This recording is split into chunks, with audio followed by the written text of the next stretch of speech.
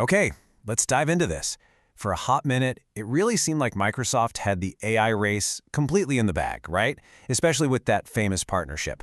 But now that the spotlight's on their own thing, Copilot, well, the picture is getting a whole lot murkier.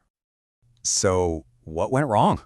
I mean, how does a company with that kind of a head start suddenly find itself playing catch-up in the very field it was supposed to dominate? Yeah, let's get into it. All right, so to really understand what's going on now, we've got to rewind a bit. Let's go back to the beginning, when Microsoft was, the undisputed king of the hill in this brand new world of AI. Remember that partnership with OpenAI? It was an absolute masterstroke. I mean, it just launched Microsoft's tech and their brand right to the front of the line. The expectations were sky high. Everybody thought, okay, these are the guys to beat. And honestly, for good reason. But then things started to change. That really high-profile partnership with OpenAI, it kind of started to fade from the headlines. And that's when Microsoft decided, you know what, it's time to go all in on our own brand. And that big bet was Copilot. Now you got to understand, this wasn't just some other product launch. No, this was the new centerpiece of their entire AI strategy. The whole goal was to build a powerhouse alternative to ChatGPT, but one that was woven right into the fabric of everything Microsoft. Okay, and this is where the story starts to get a little tricky.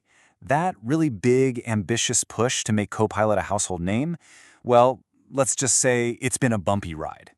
Let's dig into the first signs that something wasn't quite right. So what was the first big problem?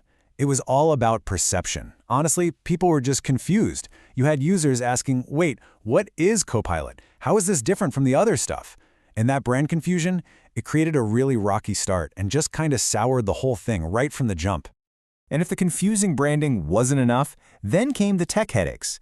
People who were trying to get Copilot to, just work smoothly with their other tools, they kept hitting a wall. These problems meant the whole experience felt clunky and super frustrating. It was the exact opposite of the seamless, helpful tool they were promised. Now look, this isn't just speculation or angry users on the internet. We're hearing this straight from the source, from current and even former employees who actually worked on these AI products. Their take adds some serious weight to all these user complaints. It shows that, yeah, these problems were a known issue inside the company too. Okay, so we've got frustrated users, we've got internal red flags. But what was the actual damage? What was the real-world fallout from all this?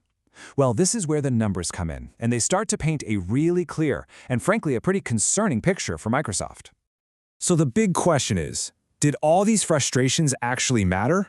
I mean, did they really have an impact on users? The data gives us a pretty blunt answer. And here it is. This is the big one. According to data that the Wall Street Journal got a look at, only a tiny proportion of Microsoft's big enterprise customers are actually using Copilot. Think about that. Despite this huge marketing blitz, adoption among their most important business customers is just surprisingly low. And believe it or not, it actually gets a little worse. It's not just that adoption is low. User preference is actively dropping. If you look at this data here, you can see that the percentage of users who prefer Copilot over its competitors, like Google's Gemini and other tools, has actually gone down recently. So Microsoft isn't just struggling to get new users, they're losing ground with the ones they have. So, where does all of this leave us? You've got a rocky rollout, some seriously worrying data, and suddenly, the future of Microsoft's flagship AI product looks, well, a lot more uncertain. And that, my friends, has some huge implications for the entire AI race. Okay, so let's just recap. Here's the bottom line. Copilot is basically fighting a war on 4 different fronts. It's got the confusing branding, the technical glitches, the super low adoption with big customers, and that downward trend in user preference. That is a huge mountain to climb for any product, let alone one that has so much riding on its success. And that brings us to the final big question.